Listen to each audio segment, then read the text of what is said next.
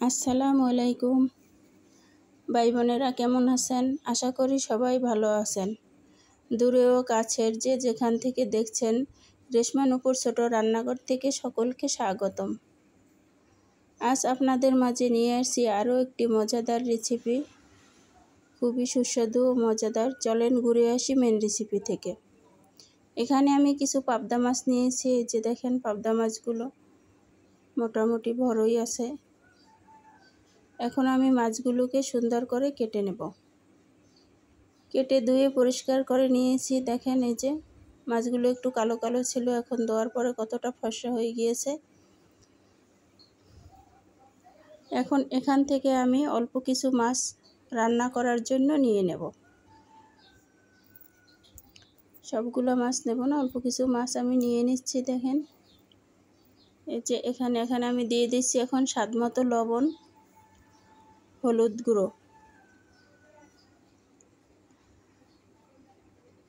মরিচ গুঁড়ো দিয়ে দেব। মরিচ গুঁড়ো দিয়ে আমি সুন্দর করে মাছটাকে মেখে নেব। পাবদা মাছ খুবই সুস্বাদু এবং মজাদার, বাচ্চারাও খুব পছন্দ করেন। এ মাছেও কাটা কম, কাটা নাই ছোট মাছ হিসেবে, এবং খুবই পুষ্টিগুণে ভরপুর এ মাছ। এই যে দেখেন, আমি সুন্দর করে মাখিয়ে নিচ্ছি। এখন আমি মাছগুলো ভেজে নেব। চুলায় একটি প্যান দিয়ে দিলাম পরিমাণ মতো তেল। তেল গরম হয়ে গেলে আমি দিয়ে দেবো এক এক করে মাছগুলো।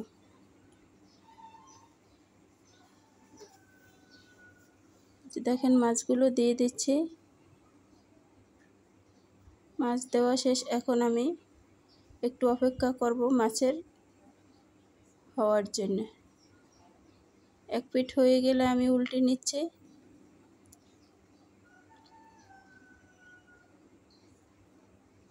অন্য পিঠও আমি সুন্দর করে ভেজে নেব।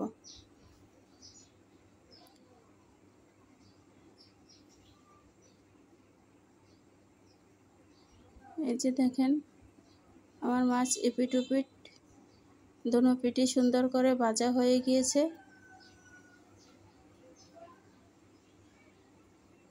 এখন আমি মাছগুলোকে উল্টে পাল্টে সুন্দর করে ভেজে নামিয়ে নেব। নামিয়ে নিচ্ছে। আরও কিছু মাছ রয়েছে, এগুলো আমি দিয়ে দিলাম এই তেলের ভিতরেই, আর তেল দেব না।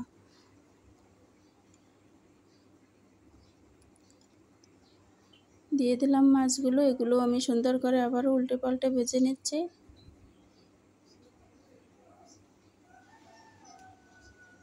উঠিয়ে নিলাম। এখন আমি এই তেলের ভিতরে দিয়ে দেবো পেঁয়াজ কুচি। পেঁয়াজ কুচি দিয়েও আমি সুন্দর করে পেঁয়াজগুলোকে একটু লাল লাল করে ভেজে নেব।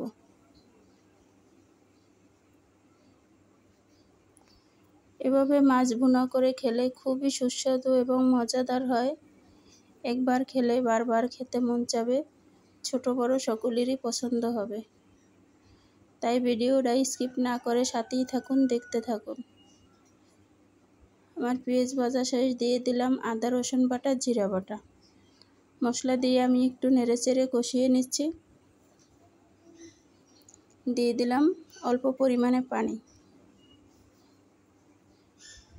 পানি দিয়ে একটু নেড়েচেড়ে নিচ্ছি। এখন আমি দিয়ে দেব হলুদ গুঁড়ো, মরিচ গুঁড়ো। দিয়ে আমি সুন্দর করে মশলাটাকে কষিয়ে নেব।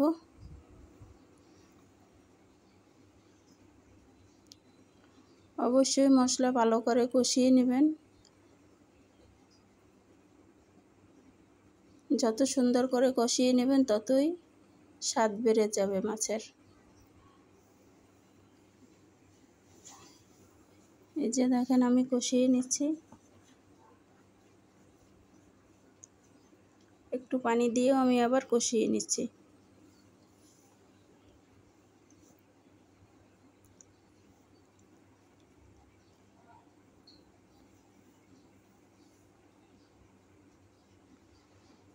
একবারে শুকনো শুকনো করে কষিয়ে নিচ্ছি। দেখেন, উপরে তেল বেশি উঠছে।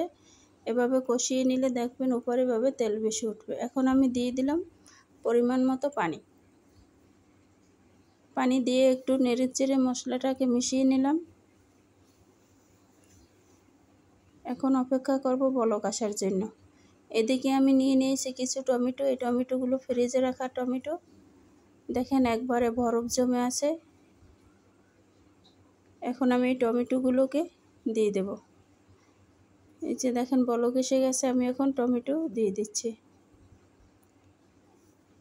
টমেটোগুলো সুন্দর একবারে গলে যাবে। নাড়াচাড়া দিয়ে আমি দিচ্ছি।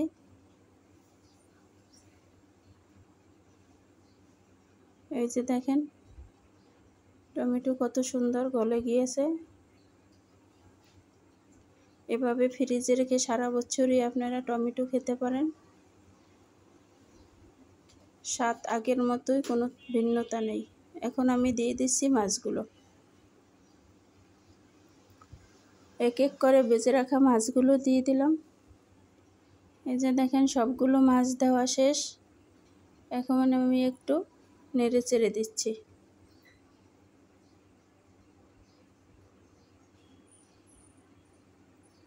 এই যে দেখেন আমি এই মাছগুলোকে একবারে শুকনো শুকনো করে নেব, কোনো জল রাখবো না। বাসায় একবার হলেও ট্রাই করবেন, খুবই মজাদার এবং সুস্বাদু হয় এভাবে মাছ ভুনা করে খেলে। এই যে দেখেন আমার মাছ হয়ে গিয়েছে, চুলাটা অফ করে দিলাম। আমার ভিডিওটা যদি ভালো লেগে থাকে অবশ্যই লাইক কমেন্ট শেয়ার করে দিবেন। নিত্য নতুন ভিডিও পেতে আমার চ্যানেলটাকে সাবস্ক্রাইব করে রাখবেন এবং ফেসবুক পেজ থেকে দেখলে পেজটাকে ফলো দিয়ে রাখবেন। আবার দেখা হবে নতুন কোনো ভিডিওতে। এ পর্যন্ত ভালো থাকবেন, সুস্থ থাকবেন। আল্লাহ হাফেজ।